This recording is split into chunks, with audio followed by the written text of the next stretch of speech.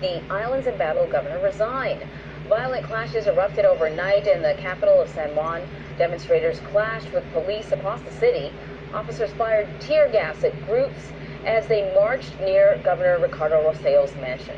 So David Begnaud is in the middle of this all, and he's joining us now from San Juan, where at least it looks like the streets are quiet. Are you close to the governor's mansion, David?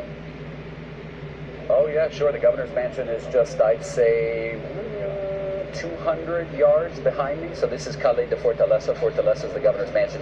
You can still smell tear gas in the air right now. Look at some of the damage. So you've got new graffiti, you've got windows that are broken. Some of what protesters, and I want to stress, this is not all protesters. It was a handful, just a handful, threw at police officers yesterday, but it was pieces of cobblestone that they were picking up. This is a vehicle that burned. The Puerto Rico police just arrived to go ahead and take pictures of the vehicle.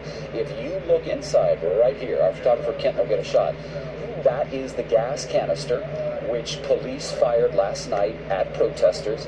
It landed in the back of this vehicle, and the vehicle caught fire. The man who owns it, his name is Robbie Santiago. He is right there. And I interviewed him. I thought one thing that was interesting about what he said was, he said, David, I participated in the demonstrations earlier in the day, those that started in the morning, Anne-Marie, which we talked to you about yesterday, where the protesters shut down a major highway that connects San Juan to the rest of the island. He participated in that. He was not participating last night. He was with a friend, but he saw images of the car on fire on television. His mother actually called and said, hey, it seems to be getting really tense down there. He came out to check on things, and his car was on fire. I should show you this. These are some of the canisters that we picked up that were fired by police at protesters. And it hasn't happened every night, but almost every night it's gotten to the point, right around 11 o'clock, where police move in, tear gas is used, pepper spray, smoke bombs. But last night was especially tense, and it went on well into the morning. I think the first tear gas was fired at 11 p.m. People scattered. Around midnight is when the canister hit Robbie's vehicle, and it probably continued well into about 1, 2 a.m. Yeah, it might not be a good idea to park your vehicle along any of the roads leading to the governor's mansion. Good point. So, you know, you talked about how That's exactly what Robbie said, by the way. Yeah, he's learning the hard way. You talked about how things really got intense overnight.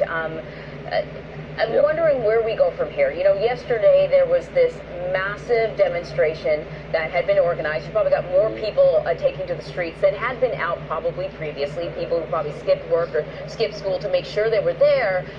And they dispersed, you know, after sort of police started shooting off the tear gas. But what happens now? I mean, I'm concerned about what the next level of protest will look like.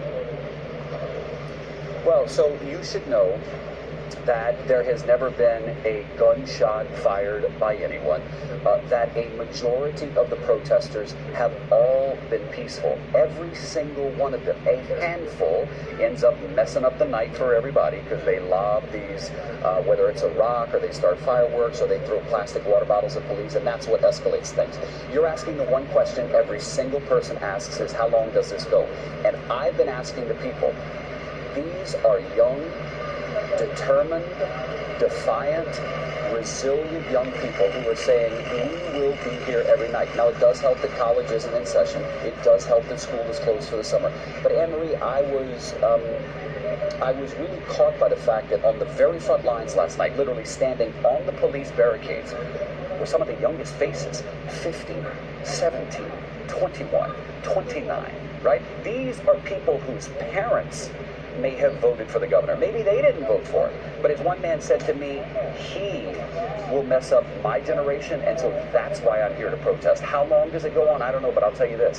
Every time the governor opens his mouth and speaks on television, it is like pouring fuel on an open flame, because, as one woman said, he puts a foot in his mouth, and it gets us fired up even more. Well, speaking of that, have we heard from him at all recently? Oh, yeah, he gave an interview yesterday. He chose his first one-on-one with Fox News. And I got to tell you, if he thought Shepard Smith was going to go easy on him, he had another thing coming.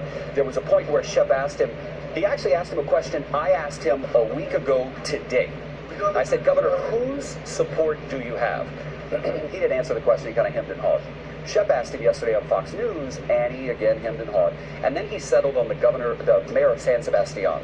So one of our colleagues in New York called the mayor of San Sebastian, who told CBS News, I do not support the governor. People have started to say things like they're starting to feel bad for the governor because every time they see him on television, he seemingly either embarrasses himself or, in the opinions of the people who live here, embarrasses them.